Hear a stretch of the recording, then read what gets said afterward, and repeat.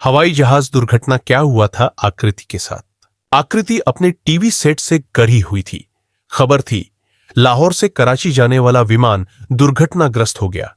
उसी की खबर को हर चैनल पर दिखाया जा रहा था।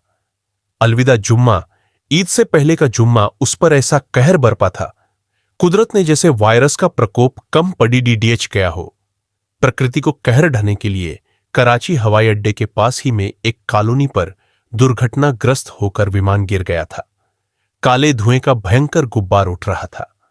कोरोना वायरस के कारण लॉकडाउन होने के बावजूद लोग ईद मनाने के लिए अपने रिश्तेदारों के घर आ जा रहे थे। हवाई अड्डे के पास की छोटी तंग गलियों के इलाके में मकानों के ऊपर यह हवाई जहाज गिर गया था। एम्बुलेंस वहां आ रही थी। अग्निशामक दस्ते पानी के बड्ढे फव्वारों को टूटे हुए विमान के जलते हुए टुकड़ों पर डालकर ठंडा कर रहे थे।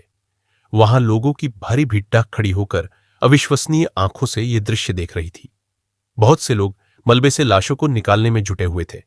एक चैनल पर विमान चालक के साधारण से शब्द सुनाए जा रहे थे। मे डे पाकिस्तान 8303। इसका मतलब था कि पाकिस्तान की हवाई उड़ान PIA संख्या 8303 इतनी खतरे में पहुंच गई थी कि उसका बच पाना लगभग नामुमकिन था। हवाई जहाज के दोनों इंजनों में आग लग गई थी।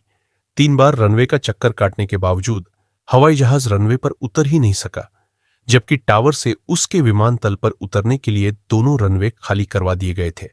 2 यात्री घायल हो गए, मगर उनकी जान बच गई। विमान में मौजूद बाकी सारे यात्री, विमान के स्टाफ समेत सभी मौत की नींद सो गए। आकृति बेहद विचलित थी। पिछले महीने ही उसने गर्भपात कराया था। अपने कैरियर को ध्यान में रखते हुए पहले से ही वह तनावपूर्ण अवस्था में थी। उस पर यह विमान दुर्घटना तस्वीरें और उसके बाद सब खत्म। कुछ लोगों का यह मानना है कि हमारी सोच ही हमारा निर्माण करती है। हमारे व्यक्तित्व का तो वो निर्माण करती ही है, लेकिन हमारे आसपास की परिस्थितियों का भी वो निर्माण करती है। हमारी सोच ही हमारे आसपास ऐसी परिस्थितियां बना देती है जो हमारी सोच के अनुकूल हो। जरूरी नहीं कि हमारी सोच सकारात्मक हो। नकारात्मक सोच नकारात्मक परिस्थितियों का निर्माण करने में सक्षम होती है, ऐसी धारणा है। पता नहीं यह कहां तक सच है। अगर किसी के मन में किसी बीमारी को लेकर डर बना हुआ है और वो लगातार इस बीमारी के बारे में सोचता जा रहा है, जो मनोविज्ञान के जटिल सिद्धांतों के अनुसार उस व्यक्ति के इसी बीमारी से रोगी होने के पूरे आसार है। कराची विमान दुर्घटना ने भी ऐसी ही बीमारी का रूप आकृति के मन में धर लिया। वैसे तो हादसे हजारों होते हैं, विमान से संबंधित हादसे भी कई होते हैं, लेकिन मन में डर तब बैठ जाता है जब मन में चोर छिपा हो। नियम के अनुसार आकृति को अपने गर्भपात के बारे में विमान कंपनी को बता देना चाहिए था, लेकिन इतना समय यूं ही घर में बैठे रहने या वापस अपने काम पर जाने की चाह से आकृति ने किसी को कुछ भी बताना उचित नहीं समझा। कंपनी नियम के इस उल्लंघन ने उसके मन में चोर की भावना पैदा कर दी। जाहिर है, गर्भपात के बाद कंपनी आकृति को 2 से 3 महीने और घर में बिठाकर रखती, और आकृति किसी भी दृष्टि से अपने आप को हवाई जहाज उड़ाने में नाकाबिल नहीं समझ रही थी। गर्भपात कोई इतनी बड़ी बात नहीं थी, लेकिन कंपनी वालों के लिए यह मनोवैज्ञानिक असंतुलन की बात थी। हवाई यात्रियों की सुरक्षा कंपनी वालों की हर सूची में सबसे ऊपर थी। उड़ान के दिन मास्क और ग्लव्स पहने हुए यात्रियों के जनसमुदाय ने दिल्ली से नागपुर जाने वाले आकृति के विमान में अपनी अपनी जगह ली। निश्चित समय पर विमान अपने गंतव्य स्थान की ओर डीडीएच चला। उड़ान के दौरान आकृति की नजरों के आगे दुर्घटनाग्रस्त विमान के हजारों टुकड़े रह कर आ रहे थे। एक बात से आकृति और भी ज्यादा व्यथित हो गई थी। उसका विमान भी एयरबस 320 था, ठीक वही विमान जो कराची में दुर्घटनाग्रस्त हुआ था। वैसे तो एयरबस 320 का खुद का सुरक्षा रिकॉर्ड बहुत ही उम्दा था, लेकिन मस्तिष्क पर भय के हौवे के आगे बड्ढी से बड्ढी सुरक्षा में भी भेद ढूंढ पाना आसान था। आकृति के दिमाग में रह रहकर यही बात आ रही थी कि 2 दिन पहले की दुर्घटना में हवाई जहाज में मौजूद सभी स्टाफ की मौत हो गई थी। चालक, सहचालक और कर्मी दल मिलाकर 8 स्टाफ के लोग थे। 8 की मृत्यु हो गई थी। और उससे भी बड़ा इत्तिफाक यह था कि दुर्घटनाग्रस्त विमान भी लाहौर से 1 बजे निकलकर कराची 2:30 बजे पहुंचने वाला था और आकृति की उड़ान भी दिल्ली से 1 बजे निकलकर 2:45 बजे नागपुर पहुंचने वाली थी। इतने बड़े संयोग एक साथ हो रहे थे। इन्हीं के चलते आकृति के दिल की धड़कनें तेज हो गई थी। पता नहीं वह कैसा संयोग था, या आकृति के मस्तिष्क की किरणों से उत्पन्न नकारात्मक परिस्थिति कि जब आकृति अपने विमान को नागपुर के बाबा साहेब अंबेडकर अंतर्राष्ट्रीय हवाई अड्डे के एकदम पास लेकर आ गई तो विमान के बाईं ओर के इंजन में आग लग गई। विमान 7,000 फुट की ऊंचाई पर उड्डीच रहा था। दौद पथ बिल्कुल सामने था। शहर की इमारतें कुछ दूरी पर टिमटिमा रही थी। कुछ ही सेकंडों में वायुयान के चालक स्थान में घंटियां बजने लगी। ये घंटियां विमान की अलग अलग प्रणालियों की विफलताओं की चेतावनी दे रही थी। चालक स्थान लाल बत्तियों से चमक उठा था। हर लाल बत्ती किसी न किसी प्रणाली के खराब होने का संकेत था।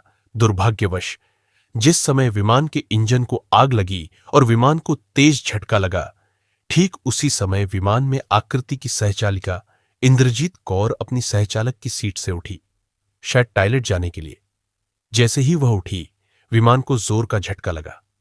इंद्रजीत अपना संतुलन खो बैठी और अपनी ऊंचाई की वजह से उसका सिर कॉकपिट की एकदम कम ऊंचाई वाली छत से टकरा गया।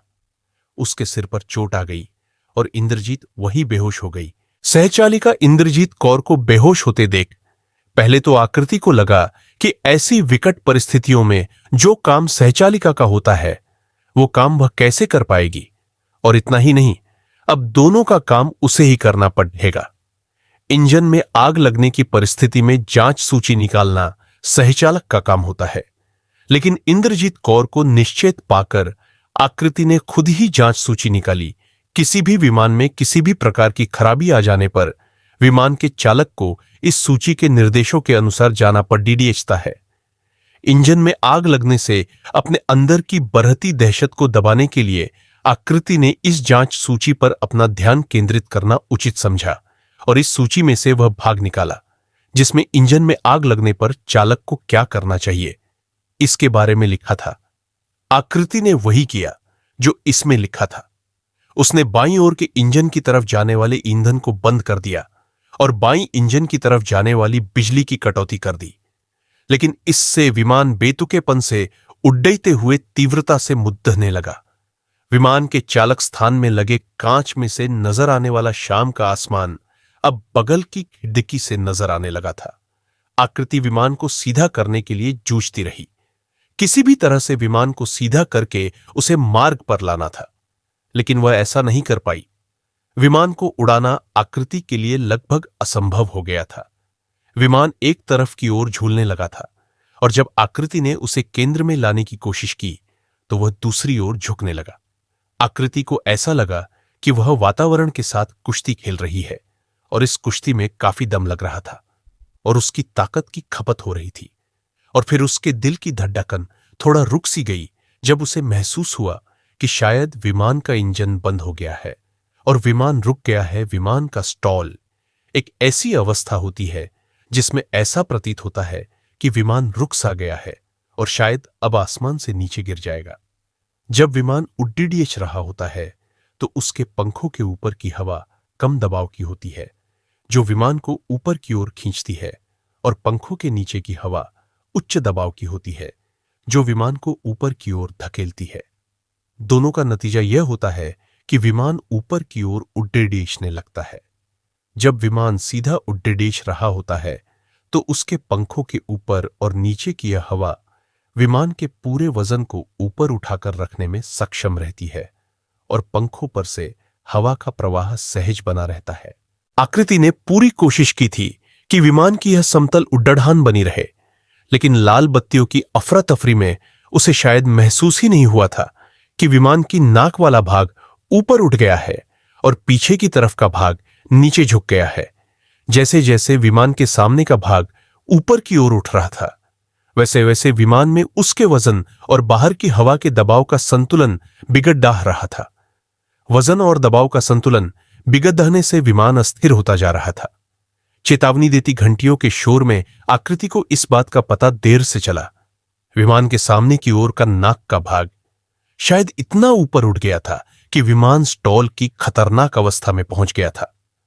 आकृति ने मन ही मन कहा कि ऐसा ना हो स्टॉल की अवस्था में उसके विमान के बाहर की हवा का दबाव इतना कम हो जाने के आसार थे कि वह विमान के भार को आसमान में बनाए रखने में नाकाम हो जाए।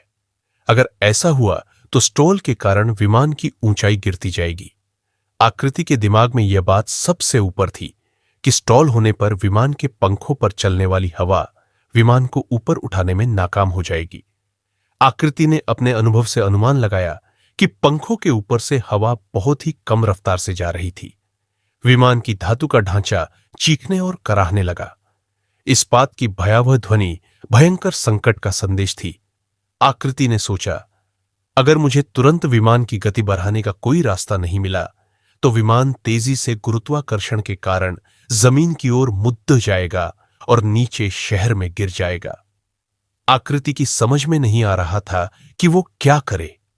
जिस प्रकार दुपहिया वाहन में दाहिनी हथेली में वाहन की गति बढ़ाने का थ्रॉटल होता है, उसी प्रकार से विमान में उसकी गति बढ़ाने का थ्रॉटल होता है, जो किसी कार के गियर बदलने वाले हैंडल के जैसा ही होता है।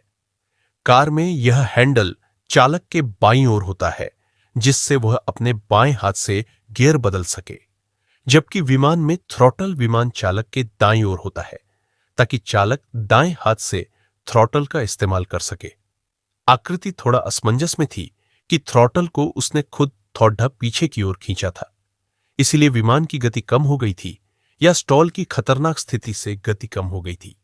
जो भी कारण रहा हो, उसको लगा कि अब थ्रॉटल को आगे की ओर धकेलकर विमान की गति बढ़ानी चाहिए। अगर वह थ्रॉटल को आगे की ओर ठेलकर विमान की गति बढ़ाने में कामयाब हो जाती है तो वह विमान को ऊपर ले जाने में कामयाब हो जाएगी और दौड़निष्पत्त के ऊपर हवा में एक चक्कर लगाकर विमान को स्थिर कर वापस नीचे उतारने का प्रयास कर सकती है। उसके मन में आशंका जागी कि क्या विमान का एकमात्र बचा हुआ इंजन विमान की इस चढ़ाई को संभाल पाएगा या सिर्फ दाईं ओर के इंजन के तनाव के तहत विफल हो जाएगा। एक और उपाय यह था कि गति बढ़ाने के अपने असफल प्रयास में आकृति विमान की उतराई को अधिक ढालू कर दे, जिससे विमान तेजी से नीचे की ओर जाने लगे। नीचे की ओर गोता लगाने की इस प्रक्रिया से उत्पन्न गिरता हुआ वेग शायद स्टॉल की दशा को टाल दे और विमान को वापस अपने व्यवस्थित मार्ग पर लाए। बेशक इसका नतीजा यह हो सकता था कि विमान को समतल बनाने के बजाय आकृति अपने विमान को तेजी से आपदा की ओर धकेल रही हो। अगर विमान को तेजी से नीचे ले जाते समय वह वापस विमान का नियंत्रण हासिल नहीं कर पाई तो विमान कुंडलीदार चक्करों की चपेट में आ जाएगा।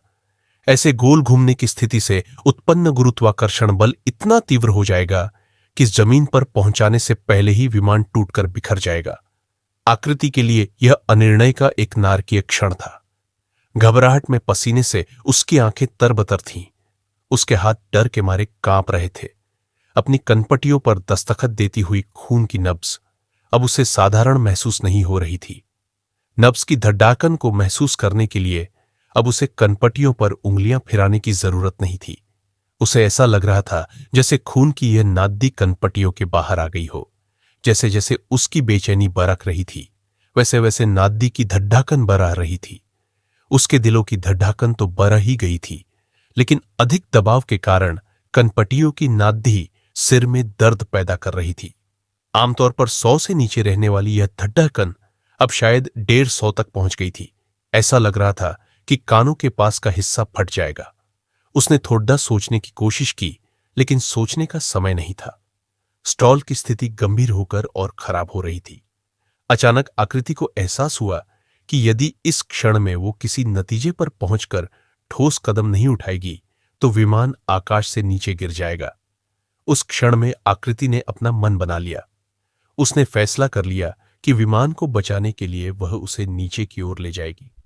उसने कार के स्टीयरिंग व्हील जैसे दिखने वाले जोत को सामने की ओर धकेला, जिससे विमान के सामने का नाक वाला हिस्सा नीचे की ओर झुक गया और विमान के पीछे का हिस्सा ऊपर उठ गया। इससे विमान अपनी नाक की सीध में नीचे की ओर जाने लगा। आकृति ने मन ही मन कहा कि विमान की रफ्तार तेज हो जाए। तुरंत ही विमान की रफ्तार तेज हो गई। लेकिन अब समस्या यह खड़ी हो गई कि विमानतल के दौदह पथ की तरफ जाने के बदले विमान शहर के इलाके में जा रहा था।